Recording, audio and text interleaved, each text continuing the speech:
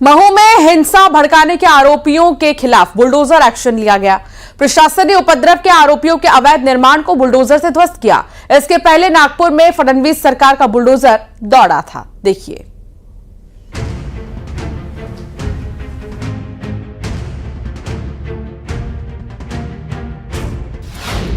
महू में हिंसा भड़काई, प्रशासन की बड़ी कार्रवाई।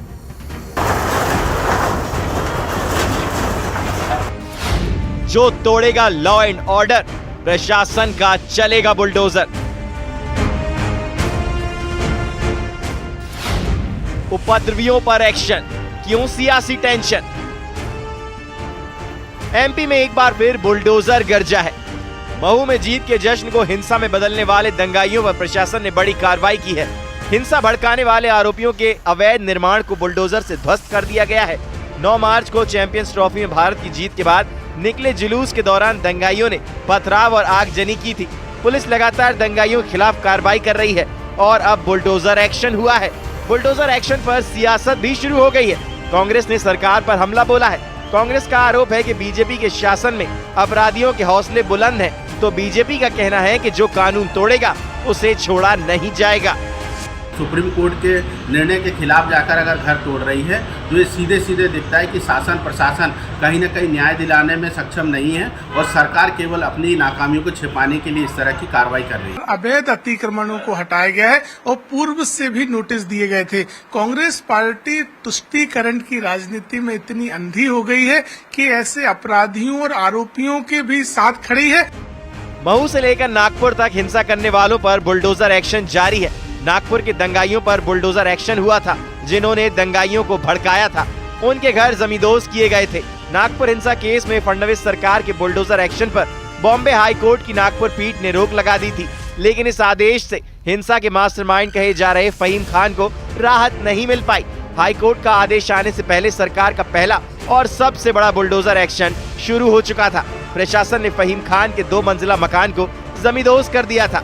महाराष्ट्र में देवा भाव का बुलडोजर दौड़ा तो महू में मोहन सरकार का बुलडोजर गरज रहा है। हिंसा भड़काने वालों की खैर नहीं है। दंगाइयों के खिलाफ सख्त एक्शन जारी है। Bureau report, news 18।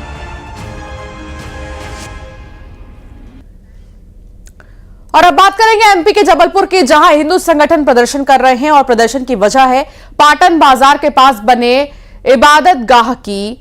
हिंदू संगठन का दावा है इस पर। हिंदू संगठन का कहना है कि मुस्लिम समाज के लोग यहां अवैध कब्जा कर इबादत गाह बना चुके हैं। पहले उस जगह रंगमंच हुआ करता था, जिसको लेकर हिंदू संगठन ने 72 घंटे के अंदर अवैध कब्जा हटाने के लिए कहा है, नहीं तो उग्र आंदोलन की चेतावनी दी गई है।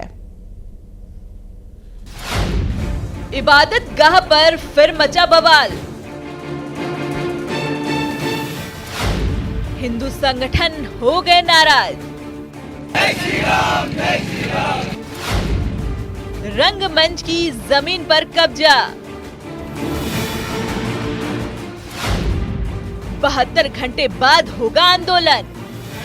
जो हमसे टकराएगा चूर-चूर हो जाएगा।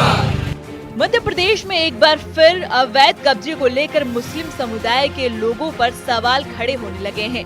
जबलपुर में अवैध इबादत गाह के मुद्दे ने फिर शहर के माहौल में गर्माहट ला दी है। पटना थाना क्षेत्र के बाजार में स्थित इबादत गाह पर हिंदू संगठनों ने अपना दावा पेश किया है और 72 घंटों का अल्टीमेटम देते हुए अवैध कब्जा न हटाए जाने पर उग्र आंदोलन की चेतावनी दे दी है। इस क्षेत्र में पाटन हो, कटंगी हो, एसडीएम साहब के जो भी कार्य क्षेत्र इतनी दूर में निरंतर देखा जा रहा है कि अभी पिछले दिनों ही कटंगी में बड़ी गौहत्या हुई। इसके बाद अभी एक मजार अलग कराई गई जो भी पाटन क्षेत्र में थी। पुनः इस प्रकार का विषय बार बार इसी क्षेत्र में आना, ये हमारे लिए विचार का प्रश्न है, संपूर्ण समाज के लिए विचार का प्रश्न है कि जिस प्रकार से लैंड जिहाद बढ़ रहा है और हिंदू समाज वहां से पलायन कर रहा है, शासन प्रशासन मौन अवस्था में सोता है। क्यों सोता है? क्या भीड़ तंत्र को सलाम करने की ये तैयारी चल रही है? नागपुर की हिंसा हम देख रहे हैं, बाकी जगहों पर हिंसा जिस प्रकार से देख रहे हैं, क्या हिंदू बहुल्य क्षेत्रों में इस प्रकार से लैंड जिहाद कराकर शासकीय अधिकारी लोग क्या भूमि अधिकृत कराकर मुसलमानों को यहाँ बैठाना चाहते हैं? हिंदू संगठनों ने विरोध प्रदर्शन करते हुए मांग की है कि सार्वजनिक स्थल से अवैध कब्जा हटाया जाए और सार्वजनिक स्थल को सार्वजनिक उपयोग के लिए ही रखा जाए। हिंदू संगठनों ने एसडीएम मानवेंद्र सिंह को ज्ञापन सौंपते हुए चेतावनी दे दी है कि 72 घंटों में अगर अवैध कब्जा नहीं हटाया गया तो उग्र आंदोलन किया जाएगा, जिस पर एसडीएम ने उचित कार्रवाई करने का आश्वासन दिया है। अब इन्होंने जो ज्ञापन में लिखा है कि नगर पालिका परिषद के सामने कोई रंगमंच था हुआ करता था, उस पर उसके सामने किसी ने दुकान रख के अतिक्रमण कर लिया है। मैं सीएमओ से बात करता हूँ क्या मैटर है, कैसे जो भी होगा तो आवश्यक कार्रवाई की जाएगी। अब देखना होगा कि एसडीएम के आश्वासन के बाद क्या हिंदू संगठन शांत होता है या फिर 72 घंटे बाद जबलपुर में बड़ा बवाल देखने को मिलेगा। Bureau report, news 18। बड़ी खबर आ रही है, सौम्या चौरसिया के घर भी सीबीआई की रेड। पूर्व मुख्यमंत्री भूपेश बघेल की डिप्टी सेक्रेटरी थी सौम्या चौरसिया, और अब सौम्या चौरसिया के घर भी सीबीआई की रेड। लगातार जो भी भूपेश बघेल से जुड़े हुए हैं और सुबह से ही सीबीआई की छापेमारी चल रही है और अब सौम्या चौरसिया के घर भी सीबीआई की रेड, छापेमारी लगातार जारी है। पूर्व सीएम भूपेश बघेल की जो डिप्टी सेक्रेटरी है वो थी सौम्या चौरसिया, और अब उनके घर पर भी सीबीआई छापेमारी कर रही है। सुबह से ही सीबीआई की टीम रायपुर और भिलाई में छापेमारी शुरू की और अब तक ये सिलसिला जारी है। और अब डिप्टी सेक्रेटरी सौम्या चौरसिया जो भूपेश बघेल की डिप्टी सेक्रेटरी थी, उनके भी यहां पर अब छापेमारी का सिलसिला देखने को मिल रहा है। तो लगातार नए नए चेहरों के घर पर भी अब जो छापेमारी का सिलसिला है वो शुरू हो चुका है। अब तक आपको बताते हैं कि किस किस के घर छापेमारी हो रही है। जो भी भूपेश बघेल से जुड़े हैं, सौम्या चौरसिया के घर सीबीआई की छापेमारी चल रही है। भूपेश बघेल की जो डिप्टी सेक्रेटरी थी वो सौम्या, विनोद वर्मा के यहां भी सीबीआई की छापेमारी चल रही है। बघेल के राजनीतिक सलाहकार थे विनोद वर्मा, और अब सौम्या चौरसिया से जुड़ी बड़ी खबर सामने आ रही है। सीबीआई की छापेमारी सौम्या चौरसिया के घर पर, सौम्या चौरसिया के घर सीबीआई की रेड। पूर्व सीएम भूपेश बघेल की डिप्टी सेक्रेटरी सौम्या चौरसिया थी। कहां कहां सीबीआई की रेड? देवेंद्र यादव के घर भी छापा, एमएलए देवेंद्र यादव, विनोद वर्मा के घर भी छापा, अभी भी जारी है छापेमारी। आईपीएस अभिषेक पल्लव के घर पर भी छापेमारी। तो लगातार आप देखेंगे कि कई घरों में आज जो सीबीआई की छापेमारी है वो चल रही है। बघेल के रायपुर और भिलाई आवास पर छापेमारी चल रही है सीबीआई की। छत्तीसगढ़ में सीबीआई की रेड और आईपीएस आरिफ शेख के घर पर भी रेड का सिलसिला जारी है। इसके अलावा एमएलए देवेंद्र यादव के घर छापेमारी चल रही है। विनोद वर्मा के घर, ईडी के बाद अब सीबीआई की बारी। इससे पहले ईडी ने भी की थी छापेमारी और अब छत्तीसगढ़ में सीबीआई की रेड चल रही है। ईडी छापेमारी कर चुकी है। ईडी के बाद अब सीबीआई की रेड में किस किस के घर सीबीआई की छापेमारी चल रही है ये हम आपको दिखा रहे हैं। आईपीएस आरिफ के यहां भी एमएलए देवेंद्र यादव, एपी त्रिपाठी के घर भी। विश्व शुक्ला संवाददाता साथ जुड़ गए हैं। क्या जानकारी मिल रही है विश्व, कहां कहां छापेमारी चल रही है और अब सौम्या चौरसिया के यहां भी? जी बिल्कुल, लगातार आज तड़के सुबह से जो है वो सीबी की कार्रवाई जो है वो देखने को मिली है। भूपेश बघेल के 14 जगहों पर जो है सीबीआई ने दबिश दी है। इसके साथ ही जिस समय भूपेश बघेल तत्कालीन मुख्यमंत्री थे उस समय जो अधिकारी पावर में थे, जो सबसे ज्यादा उनके करीबी थे, उनके यहाँ भी जो है वो सीबीआई ने आज जो है छापामार कार्रवाई की है। सौम्या चौरसिया जो उनकी डिप्टी सेक्रेटरी रहती थी, जो उनकी राइट हैंड कही जाती थी, उन पे भी जो है वो उनके घर पे भी वो छापा पड़ा है और लगातार वो 2 एएसपी 3 आईपीएस समेत जो है वो कई लोगों के यहाँ जो है छापामार कार्रवाई जो है वो देखने को मिली है। और लगातार जो सीबीआई की टीम है वो दस्तावेज जो है वो खंगाल रही है। भूपेश बघेल की अगर बात करें तो चाहे रायपुर का निवास हो या दुर्ग का निवास हो, दोनों निवासों पर जो है वो सीबीआई की टीम पहुंची है और जो है वो दस्तावेज खंगाले जा रहे हैं। आपको बता दें कि महाजन सट्टा एक्ट से जुड़ा जो है पूरा मामला है, इसमें जो है वो लगातार जो है वो कार्रवाई कर रही थी और एक रिपोर्ट तैयार की थी और उस रिपोर्ट को उन्होंने जो है सीबीआई को सौंपा था। सीबीआई उसी रिपोर्ट के आधार पर ये जितने भी अधिकारी हैं, चाहे वो पुलिस विभाग के हो, चाहे प्रशासन विभाग के हो, या जो नेता हो, उन पे जो है वो कार्रवाई करने के लिए आज तड़के सुबह जो है वो टीम पहुंची है। उनके जो निवास से जो है वो दस्तावेज खंगाले जा रहे हैं। उसके बाद जो है कुछ पता चलेगा कि आखिर क्या उनके पास जो है वो मिले। आपको बता दें कि करोड़ों का जो ये महादेव सट्टा ऐप का जो है वो घोटाला था, और ये इसका जो मेन जो पावर सेंटर था वो दुर्ग था।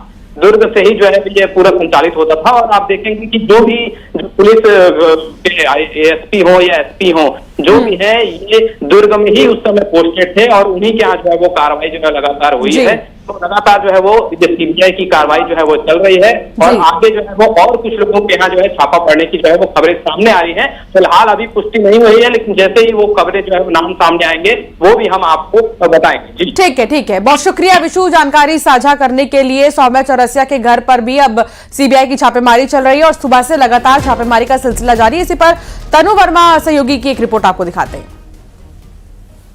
एक्स सीएम भूपेश बघेल की मुश्किलें लगातार बढ़ते जा रही है, क्योंकि ईडी की रेड के बाद अब सीबीआई की टीम ने उनके निवास पर जो है दबिश दी है। रायपुर समेत उनके भिलाई स्थित निवास पर जो है सीबीआई के अधिकारी तड़के सुबह जो है वो पहुंचे हैं, और न केवल भूपेश बघेल बल्कि उनके समेत 14 जगहों पर सीबीआई की टीम जो है छापेमार कार्रवाई कर रही है। महादेव सट्टा ऐप मामले में ये सीबीआई की बड़ी कार्रवाई जो है वो मानी जा रही है, क्योंकि जब बीजेपी की सरकार छत्तीसगढ़ में बनी थी और उनके सरकार बनने के बाद सीबीआई जांच जो है वो उनके एजेंडे में शामिल था, और पूरे प्रदेश में जो है 3 मामलों में अभी सीबीआई जो है वो जांच कर रही है। ऐसे में महादेव सट्टा ऐप मामले में ये बड़ी कार्रवाई जो है सीबीआई की मानी जा रही है। सुबह से ही सीबीआई के अधिकारी यहाँ पर पहुंचे हुए हैं। 3 गाड़ियों में सीबीआई के अधिकारी एक्स सीएम भूपेश बघेल के निवास पर पहुंचे हैं और दस्तावेज खंगाले जा रहे हैं, जांच पड़ताल की जा रही है। और कुछ देर पहले ही एक और गाड़ी में सीबीआई के अधिकारी जो है भूपेश बघेल के निवास पर पहुंचे हैं, और ये कार्रवाई काफी मानी जा रही है कि करीब शाम तक जो है वो चल सकती है, और एक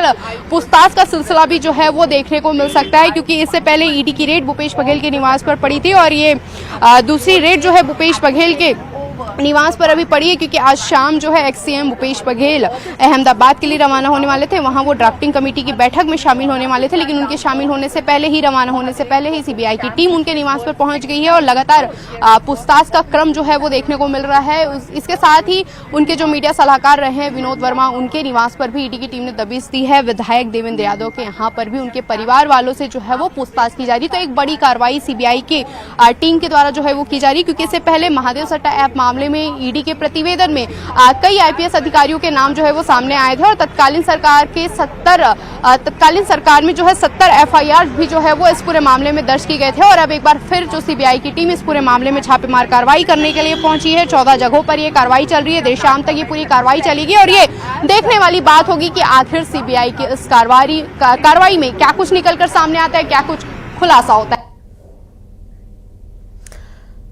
चलिए अब करते हैं मध्य प्रदेश कानून व्यवस्था की बात, क्योंकि बीते कुछ दिनों से कानून व्यवस्था पर लगातार सवाल उठ रहे हैं। ऐसा लग रहा है जैसे कि प्रदेश में सरकारी अधिकारी कर्मचारी ही सुरक्षित नहीं हैं। कभी पुलिस, कभी वन विभाग, तो कभी बिजली विभाग के अधिकारियों पर हमले हो रहे हैं। ये मामले लगातार सामने आ रहे हैं। अब सवाल ये उठ रहा है कि क्या पुलिस को भी सुरक्षा की जरूरत है, क्योंकि बदमाश इतने बेखौफ और निडर दिख रहे हैं कि वो पुलिस पर हमला कर रहे हैं। कभी पथराव हो रहा है तो कभी हत्या तक हो जा रही है। बीते 1 साल में सरकारी कर्मचारी और अधिकारियों पर हमले के आंकड़ों पर आप अगर नजर डालेंगे तो हैरान हो जाएंगे। चला लो भैया, उधर चलाऊंगा ही, चला रहे हम दवर घाट पे, इस घाट पे हमेशा चलेगा मेरा लोड। चला लो भैया, चला लो। तुम एमपी में अपराधियों और असामाजिक तत्वों के बुलंद हौसलों से शांति व्यवस्था चरमरा गई है।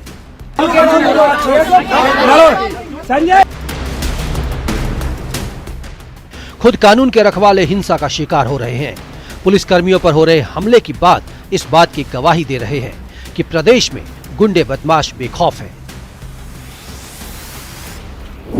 एनसीआरबी 2022 की रिपोर्ट के मुताबिक एमपी में 1 साल में 62 लोक सेवकों पर हमले के मामले सामने आए हैं। मध्य प्रदेश लोक सेवकों पर हमले के मामले में दूसरे नंबर पर रहा। बदमाश लगातार अब सरकारी अधिकारियों और कर्मचारियों को निशाना बना रहे हैं। बीते कुछ दिनों के आंकड़ों पर नजर डालते हैं। अगस्त 2024 में छतरपुर पुलिस थाने पर पथराव किया। बुलेटिन में फिलहाल इतना ही। आप बने रहिए न्यूज 18 के साथ।